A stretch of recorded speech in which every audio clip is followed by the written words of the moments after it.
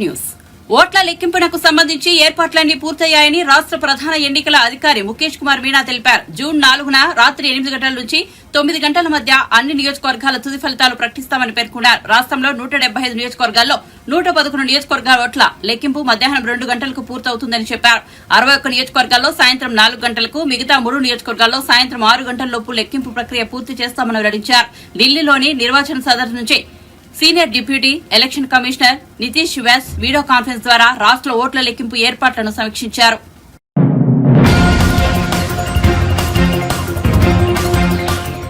అనంతపురం జిల్లా ఉరవకొండ మండలం పెన్న అహోబిలం శ్రీ లక్ష్మీనరసింహస్వామి బ్రహ్మరథోత్సవం నేత్రపర్వంగా సాగేది. ఈ మహోత్సవాన్ని చూసి తరించేందుకు ఏపీ, కర్ణాటక రాష్ట్రాల నుంచి భారీగా భక్తులు తరలివచ్చారు. స్వామివారిని దర్శించుకోవడానికి భక్తులు భారీగా బారులు తీరారు. నమో నారసింహ అంటూ భక్తులు రథాన్ని లాగారు. పెన్న అహోబిలం గోవింద నామస్మరణలతో మారబోగింది.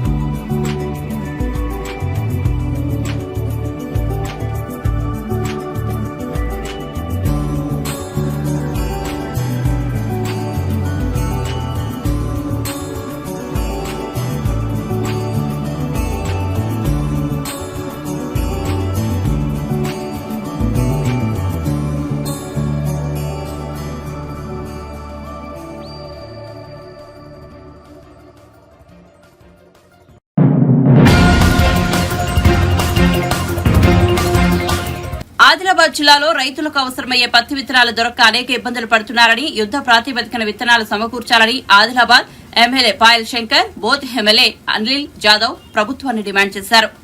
తరపున బ్యాంకర్లకు ఒక గ్యారంటీ ఇచ్చి మేము ఆగస్టు 15కు ఈ రాష్ట్రంలో ఎన్ని వేల కోట్ల రూపాయల రైతుల అప్పులున్నా సరే మీ ప్రభుత్వం కడతది, మీరు వెంటనే ఈ రాష్ట్రంలో ఉన్నటువంటి రైతులందరికీ పంట రుణాలు ఇవ్వండి అని ఎందుకు మీరు బ్యాంకర్లతో మీటింగ్ ఏర్పాటు చేసి ఆదేశాలు ఇస్తలేరు? ఈరోజు రైతు చేతిలో చెల్లి గవ్వలేదు. ఒక పక్క బ్యాంకుల దగ్గరికి వెళ్తే బ్యాంకర్లు ఏమంటారంటే నీది గతంలో తీసుకున్నటువంటి పంట రుణమే మా దగ్గర బాకీ ఉన్నది, ₹1 కూడా మీకు లోన్ ఇచ్చేటటువంటి పరిస్థితి లేదని బ్యాంకర్లు అంటారు. రైతు చేతిలో చెల్లి గవ్వలేదు. బయట వ్యాపారుల దగ్గరికి వెళ్తే నెలకు ₹5, ₹6 మిత్తితోని వ్యాపారులు ఈ రకంగా గందరగోళమైనటువంటి పరిస్థితుల్లో రాష్ట్రంలో వ్యవసాయం నడుస్తున్నది. గొప్పగా చెప్పిండ్రు, ఈ రాష్ట్రంలో డూప్లికేట్ విత్తనాలు వస్తే పీడీ చట్టాన్ని ఉపయోగిస్తాం, తద్వారా నేరస్తులంతా కూడా గడగడలాడాలా, ఈ ప్రభుత్వం అంటే ఏంటో తడాకా చూపిస్తామని చెప్పారు. ఆదిలాబాద్లో డూప్లికేట్ విత్తనాలు దొరికిన గంటకే నేరస్తులు కోర్టు నుంచి బయటకు వస్తారు. ఎక్కడికి వెళ్ళినాయి మీ కఠిన చట్టాలు, ఏమైపోయినాయి మీ పీడీ యాక్ట్లు?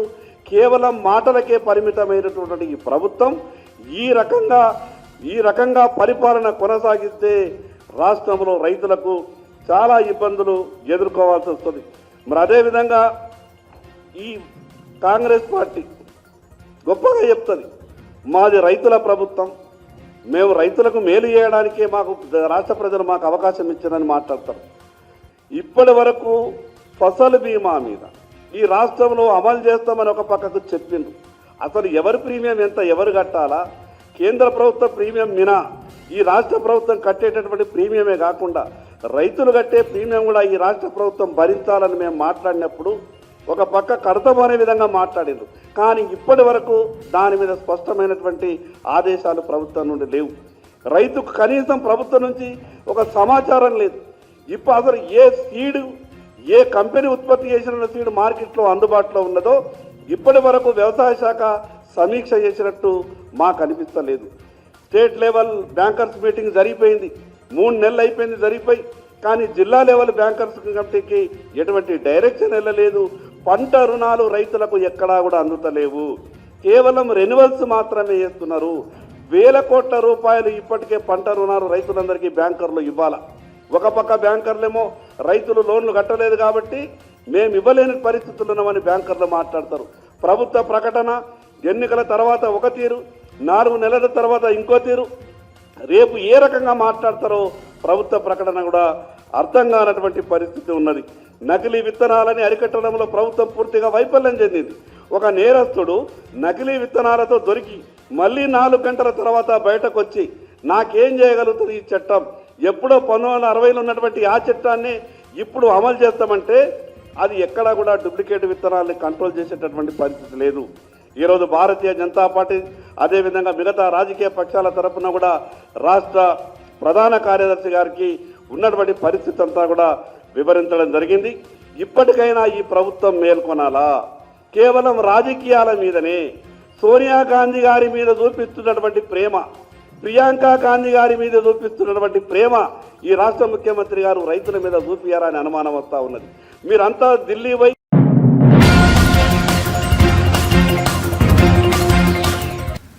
రానున్న రోజుల్లో రేవంత్ రెడ్డిని గద్దె దింపడం ఖాయమని ఎంఆర్పీఎస్ వ్యవస్థాపక అధ్యక్షుడు మందకృష్ణ మాదిగ అన్నారు. బుధవారం ఆయన మీడియాతో మాట్లాడుతూ జూన్ 11లోగా ఎస్సీ, ఎస్టీ, బీసీ రిజర్వేషన్ల పెంపుపై స్పష్టమైన నిర్ణయం ప్రకటించాలని గడువు విధించారు. లేదంటే అందరితోనూ కలిసి ఉద్యమిస్తామని హెచ్చరించారు. ఎస్సీ, ఎస్టీ, బీసీలను మోసం చేసి కాంగ్రెస్ గద్దెనెక్కిందని విమర్శించారు. ఆంధ్రప్రదేశ్ రాష్ట్రంలో అగ్రకులాల జనాభా 25 నుంచి 27% ఉంటుంది.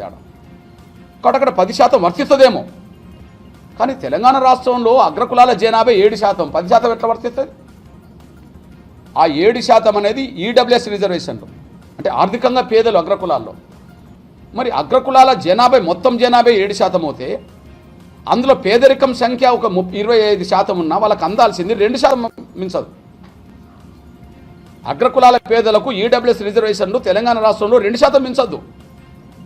మరి 2% పేదరికాన్ని పుచ్చుకొని రిజర్వేషన్ ఇస్తే 2% మించినప్పుడు వాళ్ళ జనాభా 7% లేనప్పుడు 10% రిజర్వేషన్ ఇవ్వడం అనేది ఈ వర్గాల అవకాశాలను దోచిపెట్టినట్టు కాదా?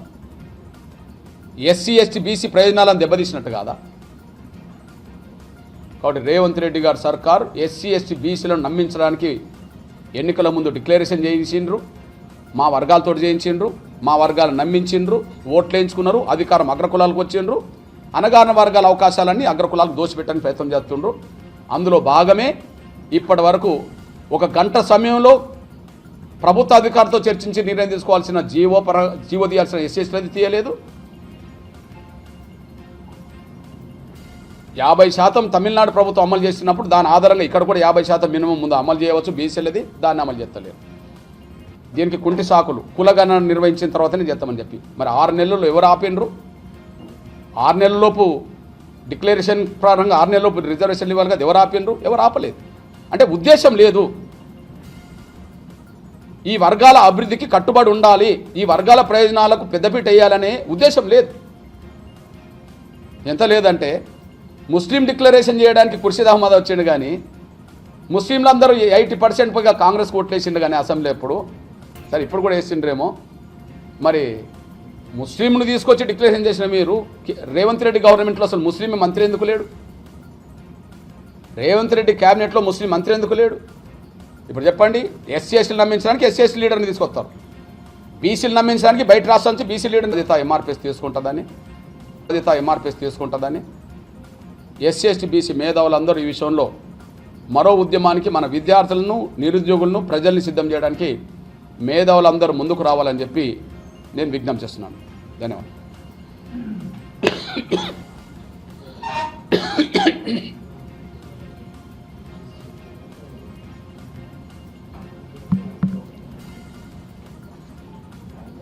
థ్యాంక్ యూ నాన్న. రైట్, సిద్ధరామయ్య ఫోటో వచ్చిందా?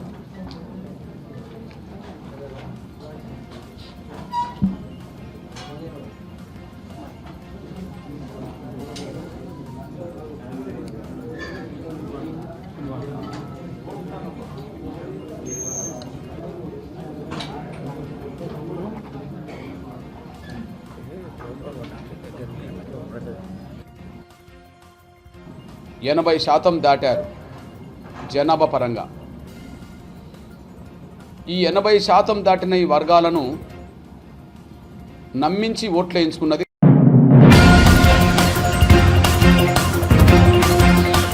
పోస్టల్ బ్యాలెట్లో 90% ఓట్లు వైఎస్ఆర్సీపీకి వ్యతిరేకంగా పడ్డాయని టీడీపీ ఎమ్మెల్సీ అశోక్ బాబు అన్నారు. ఆ ఓట్లను తగ్గించాలని అధికార పార్టీ నేతలు కుట్ర పన్నుతున్నారని ఆరోపించారు. పోస్టల్ బ్యాలెట్లకు సంబంధించి డిక్లరేషన్ పై గెజిటెడ్ ఆఫీసర్ స్టాంప్ లేకపోయినా, బ్యాలెట్ కవర్ పై ఓటరు సంతకం లేకపోయినా బ్యాలెట్ పేపర్ ను తిరస్కరించకూడదని ఎన్నికల సంఘం నిబంధనలు చెబుతున్నారని గుర్తు చేశారు. ఎన్నికల కమిషన్ ను తెలుగుదేశం ఏం కోరిందో తెలుసుకోకుండా వైఎస్ఆర్సీపీ ఫిర్యాదు చేయడం సిగ్గుచేటని మండిపడ్డారు. ఇది మీకు తెలిసిందే వేదం అని, లేదా మీకు తెలిసిందే చట్టం అని అనుకుంటే అది పొరపాటు. అసలు టీడీపీ వాళ్ళు ఏం అడిగారు, ఎలక్షన్ కమిషన్ ఏమిచ్చింది, మీరు దాని మీద ఏం ప్రొటెస్ట్ పెట్టారు? వీటికి ఏటికి సమాధానం లేదు, సంబంధం కూడా లేదు. సమాధానం సంబంధం రెండూ లేవు.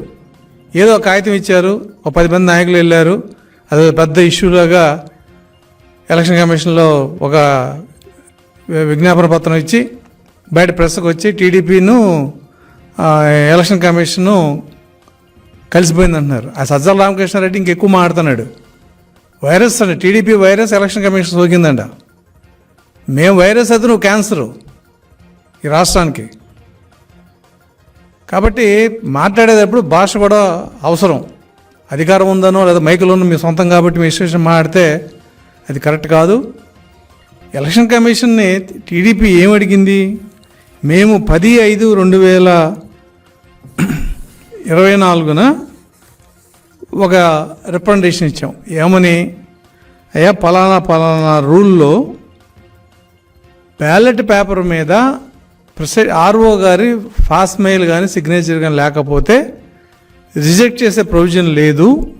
అటువంటిది ఏదైనా జరిగితే ఎక్కడ బ్యాలెట్ పేపర్ మీద కావాలని వేయకపోయినా, లేదు పొరపాటున వేయకపోయినా, బ్యాలెట్ పేపర్ వెనకాల మామూలుగా మన ఎలక్షన్లో అయితే సంతకాలు పెడతారు ఆ ప్రిసైడింగ్ ఆఫీసర్. ఇక్కడ ప్రిసైడింగ్ ఆఫీసర్ ఉండడు కాబట్టి ఆర్ఓఏ కాబట్టి ఆర్ఓ గారి ఫాస్ట్ మెయిల్ దాని మీద ముద్ర వేయాలి. ఒకసారి మర్చిపోవచ్చు, లేదు పని హడావుడిలోనూ కావాలనో సంతకం పెట్టలేకపోవచ్చు.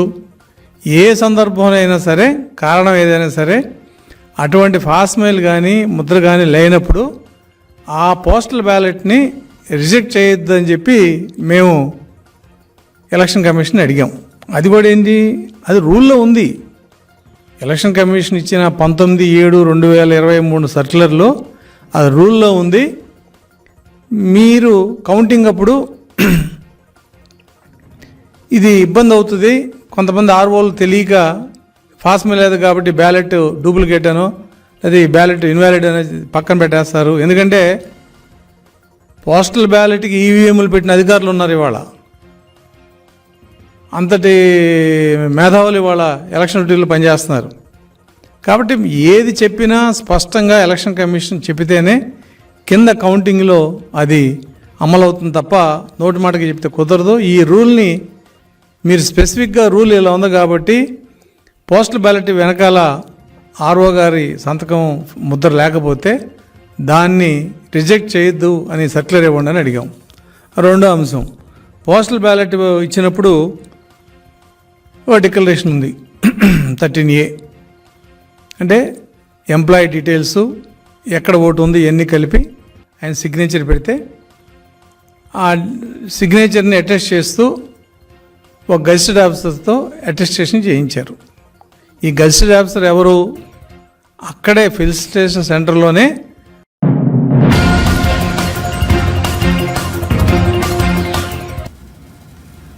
ప్రభుత్వాన్ని అడ్డుపెట్టుకుని వైసీపీ ఎమ్మెల్యే పిన్నెల్లి రామకృష్ణారెడ్డి దారుణాలకు పాల్పడ్డారని టీడీపీ నేతలు ఆగ్రహం వ్యక్తం చేశారు. మాచర్ల ఎమ్మెల్యే అరాచకాలు, దోపిడీ విధానాలంటూ పిన్నెల్లి పైశాచికం అనే పేరుతో టీడీపీ బుధవారం ఓ పుస్తకాన్ని విడుదల చేసింది.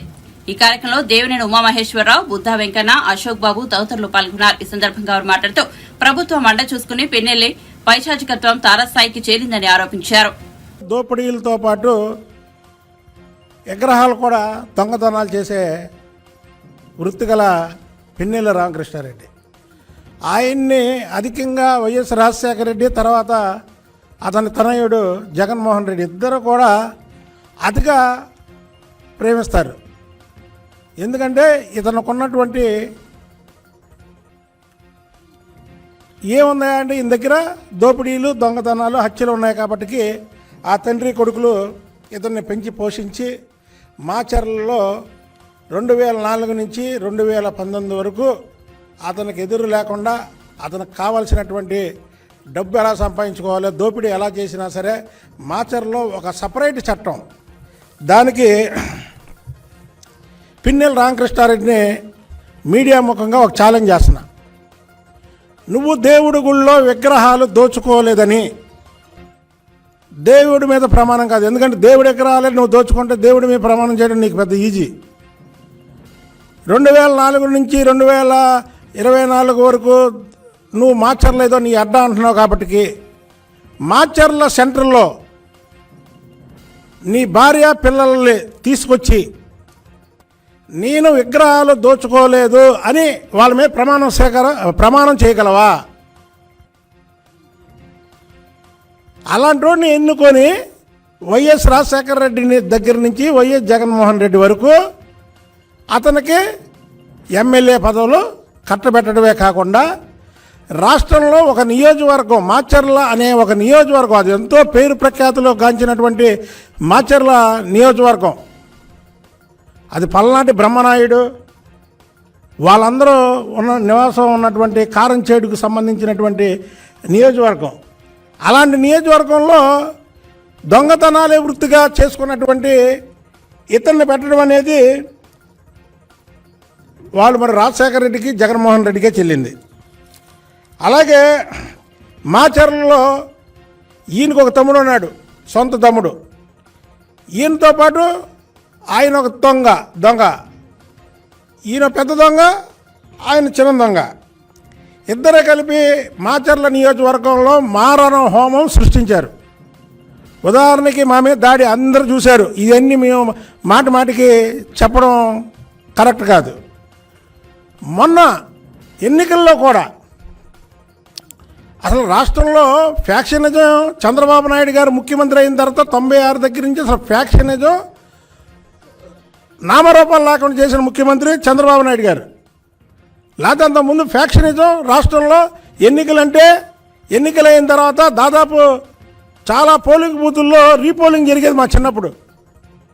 ఇవాళ రీపోలింగ్ ఎక్కడ జరగలా, ఒక్క మాచర్ల నియోజకవర్గంలో జరుగుతుంది. ఎందుకు? అతను అక్కడ ఉన్నటువంటి ఈవీఎంలు కూడా పగలకొట్టే దుస్థితి. ఆ ఈవీఎంలో తెలుగుదేశం పార్టీకి 18 ఓట్లు అయితే 7 ఓట్లు ఫ్యాన్లకు ఉన్నాయి. అది ఇతని మీద ప్రజలకు ఉన్నటువంటి వ్యతిరేకత. అంటే 4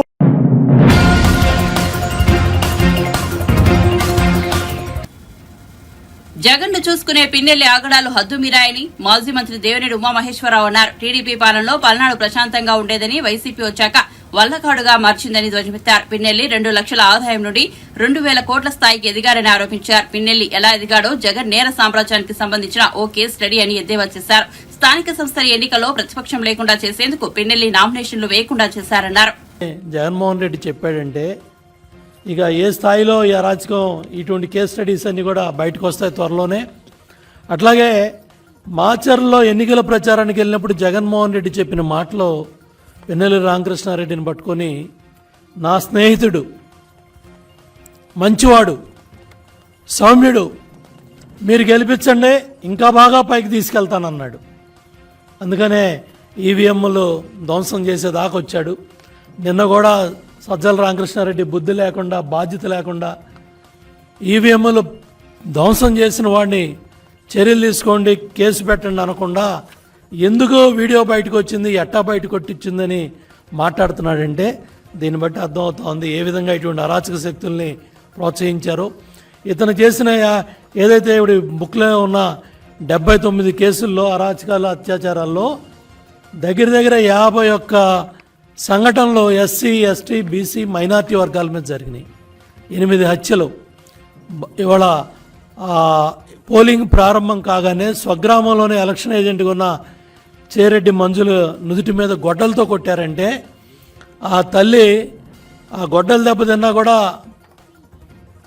ఆ పోలింగ్ ప్రక్రియలో పాల్గొని పల్నాడు మహిళ ధైర్యాన్ని చూపించింది. కారంపూడిలో టీడీపీ కార్యాలయం కావచ్చు, మాచర్లో టీడీపీ కార్యాలయాలు తగలబెట్టడం కావచ్చు. అదేవిధంగా వీటన్నిటి కూడా ముఖ్య కారణం ఏంటంటే సరస్వతి భూముల కుంభకోణంలో ఈ సజ్జల రామకృష్ణారెడ్డి, ఈ పిన్నెల్లి రామకృష్ణారెడ్డి తమ్ముడు వెంకటరామరెడ్డి ఆ సరస్వతి భూముల కుంభకోణంలో ఆనాటి రైతుల మీద దాడి చేసి ఆ భూములను కాపాడారు. ఆ రోజు నుంచి ఈ అరాచకాలు ఇంకా పెరిగిపోయినాయి. వ్యవస్థలన్నీ కూడా నాశనం చేసి ఒక సీఐ మీద దాడి జరిగితే పోలీస్ మీద 10 రోజులు కేసు పెట్టలేని పరిస్థితుల్లో వ్యవస్థలు నాశనం చేశారంటే ఈ అరాచక శక్తుల్ని ఏం చేయాలో మరి ప్రజలే ఓటనే ఆయుధంతో బుద్ధి చెప్పారు. దాని మీదే ఈవీఎంలు ధ్వంసం చేశాడు ఈ పెద్ద మనిషి. తప్పకుండా ఇవన్నీ కూడా రాబోయే రోజుల్లో తప్పకుండా మూల్యం చెల్లించుకుంటారు. అట్లాగే కిషోర్ గారు చెప్పినట్టుగా హైకోర్టులో కూడా కేసు నడుస్తూ ఉంది, సిబిఐ ఎంక్వైరీ కావాలని. తప్పకుండా ఇవన్నీ కూడా కోర్టు పరిధిలో ఉన్నాయి. డెఫినెట్గా ఇవన్నీ కూడా కోర్టు ముందు తీసుకెళ్తాం.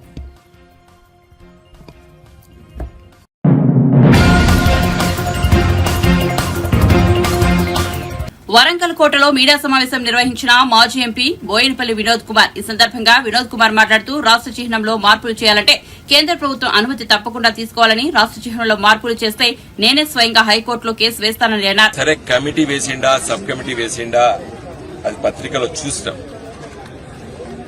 కానీ ఎవరు ఒక సబ్ కమిటీ కూర్చొని ప్రజా అభిప్రాయం సేకరించినట్టయితే నేను ఎక్కడ చూడలేదు. ఒక సబ్ కమిటీ, ఒక కమిటీ వేస్తా అని చెప్పిండు రేవంత్ రెడ్డి. మరి ఆ సబ్ కమిటీ ఎక్కడ పోయి పౌరులతోని, సమాజంలో ఉన్నటువంటి ముఖ్యులతోని, ముఖ్యంగా చరిత్రకారులని తో ఎలాంటి విశ్లేషణ చేసినట్టయితే ఎక్కడ అవపడలేదు. తన నిర్ణయాన్నే ఇలా అమలు చేసి రేపు జూన్ 2వ తారీఖు నాడు 10 సంవత్సరాలు తెలంగాణ రాష్ట్ర ఏర్పడినటువంటి వార్షికోత్సవ సభలో సోనియా గాంధీ గారిని పిలిపించి మరి ఈ ఎంబులంని, తెలంగాణ చిహ్నాన్ని, తర్వాత తెలంగాణ గీతాన్ని నేను ఆవిష్కరిస్తానని చెప్పి నిన్న ఢిల్లీలో కూడా ప్రకటన చేశాడు రేవంత్ రెడ్డి గారు. నేను అడుగుతున్నాను, ఈయనకు ఎందుకు తెలంగాణ సంస్కృతి పట్ల, తెలంగాణ చరిత్ర పట్ల, తెలంగాణ కళల పట్ల వ్యతిరేకత? ఎందుకంటే ఆయన ఒక సమైక్యవాది.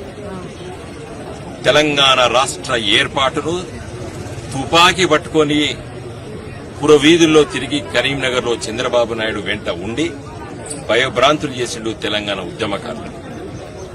పచ్చి తెలంగాణ వ్యతిరేకి అవుపడుతున్నది. ఆయన ముఖ్యమంత్రి అయ్యి ఇది 6వ మాసం. 6 నెలల్లో ఒక్కసారైనా జై తెలంగాణ అని అన్నాడా? ఒక్కసారైనా జై తెలంగాణ అని అన్నాడా? ఎక్కడా అనలేదు. జై రాహుల్ అన్నాడు, జై సోనియా అన్నాడు, కానీ జై తెలంగాణ అనలేదు.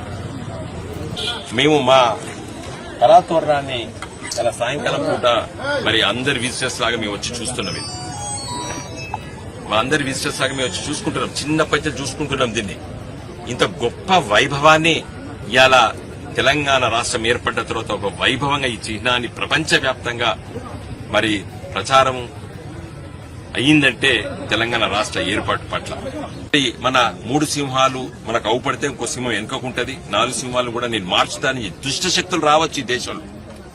చట్ట వ్యతిరేకం అది. మనకు ఫ్లాగ్ కోడ్ ఉన్నది. నేను అందుకే చెప్పదలుచుకున్నాను, మీరు చేసేటువంటి ఈ ప్రయత్నము, రేవంత్ రెడ్డి గారు చేసేటువంటి ఈ ప్రయత్నము అసలు ఈయన నిజమైన కాంగ్రెస్ నాయకుడు కాదు. ఇవాళ విస్తీర్ణవాదంతో ఉన్నటువంటి మనస్తత్వం ఉన్నటువంటి వ్యక్తి రేవంత్ రెడ్డి గారు. ఇవాళ చంద్రబాబు నాయుడు గారు, ఈ రేవంత్ రెడ్డి గారు ఇద్దరు గురు శిష్యులు. రేపు తెలంగాణ చరిత్రను మరిపించాలే, తెలంగాణ ప్రజలకు తమ చరిత్ర ఉండొద్దు, తెలంగాణ ప్రజలకు తమ కళలు అవుపడొద్దు అనేటువంటి దుష్ట శక్తులు ఇలా ప్రయత్నం చేసే దాంట్లో కూడా ఈ రేవంత్ రెడ్డి గారు ముందుకుండి ప్రయత్నం చేస్తున్నారు. రెండో అంశం ఏం చెప్తాడు? నేను తెలంగాణ ఉద్యమ స్ఫూర్తి తగ్గట్టు ఈ ఎమ్మెల్యేని చిత్రీకరిస్తా అని చెప్తున్నాడు. అసలు నీకు హక్కు ఎక్కడిది?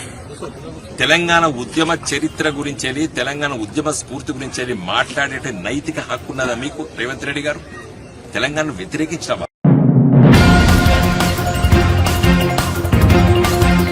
దశాబ్దాల కాంగ్రెస్ పాలనలో భారీ కుంభకోణాలు మినహా ఎలాంటి అభివృద్ది జరగలేదని ప్రధాని నరేంద్ర మోదీ అన్నారు. లోక్సభ ఎన్నికల ప్రచారంలో భాగంగా ఒడిశాలోని కేంద్ర స్థానాల్లో బుధవారం ఎన్నికల ప్రచార ర్యాలీని ఉద్దేశించి మోదీ మాట్లాడారు. గత 10 ఏళ్ల పాలనలో తమ ప్రభుత్వం దేశాన్ని అన్ని రంగాల్లో ప్రగతి బాట పట్టించిందని చెప్పారు. రాష్ట్రాన్ని లూటీ చేస్తున్న పాలనకు బుద్ది చెప్పాలని ఒడిశా ప్రజలు కోరుకుంటున్నారని చెప్పారు. ఈసారి ఒడిశాలో డబుల్ ఇంజిన్ ప్రభుత్వాన్ని నెలకొల్పాలని ప్రజలు నిర్ణయించుకున్నారని పేర్కొన్నారు. ఒడిశాలోనే కాకుండా దేశంలో మరోసారి పటిష్ట ప్రభుత్వం రావాలని ప్రజలు కోరుకుంటున్నారని ప్రధాని మోదీ స్పష్టం చేశారు. లోక్సభ ఎన్నికల్లో బీజేపీ ఘన విజయం సాధిస్తోందని, మరోసారి అధికారంలోకి వస్తుందని ధీమా వ్యక్తం చేశారు. बहुत ठोस वायदे किए हैं और मुझे खुशी है कि ओडिशा और भाजपा ने मिलकर एक नया इतिहास रचना की तरफ कदम बढ़ाया है. ओडिशा भाजपा ने हमारे किसान भाई बहनों को 3100 रुपये के धान एमएसपी के लिए निर्णय किया है और इसलिए हमारा किसान वोट कर रहा है. ओडिशा की बहनों ने बड़ी आर्थिक मदद देने वाली सुभद्रा योजना के लिए वोट दिया है. ओडिशा की बहनों ने मोदी की लखपति दीदी वाली गारंटी के लिए वोट दिया है. ओडिशा के हर गरीब ने हमें इसलिए वोट दिया है ताकि यहां इलाज के लिए आयुष्मान भारत योजना लागू हो. उड़ीसा के हर परिवार ने इसलिए भाजपा को वोट दिया है ताकि 70 साल से ऊपर के सभी बुजुर्गों का इलाज मुफ्त में हो, फ्री में हो. उड़ीसा के हर परिवार ने इसलिए भाजपा को वोट दिया है ताकि पीएम सूर्यघर योजना से उनका बिजली का बिल जीरो, बिजली का बिल जीरो और सरकार को बिजली बेचकर हर महीने 2,500-3 हजार रुपया अलग से कमा सके. ये मोदी की योजना है. साथियों, यहां पक्का घर देने की योजना में बीजेडी ने कितना बड़ा घोटाला किया ये आप भी जानते हैं. उड़ीसा ने भाजपा को इसलिए वोट दिया है ताकि उनका पक्का घर पक्का हो जाए, निश्चिंत हो जाए कि पक्का घर मिलेगा। अच्छा, मेरा एक काम करोगे आप लोग? जरा हाथ ऊपर करके बताइए, करोगे? देखिए, अभी आप अलग अलग इलाके में जाएंगे, लोगों से मिलेंगे, जहां भी आपको झुग्गी झोपड़ी में रहने वाले लोग नजर आ जाएं, कच्चे मिट्टी के घर में रहने वाले नजर आ जाए, तो उनका नाम पता लिख करके मुझे भेज देना और उनको कह देना कि मोदी अपने तीसरे टर्म में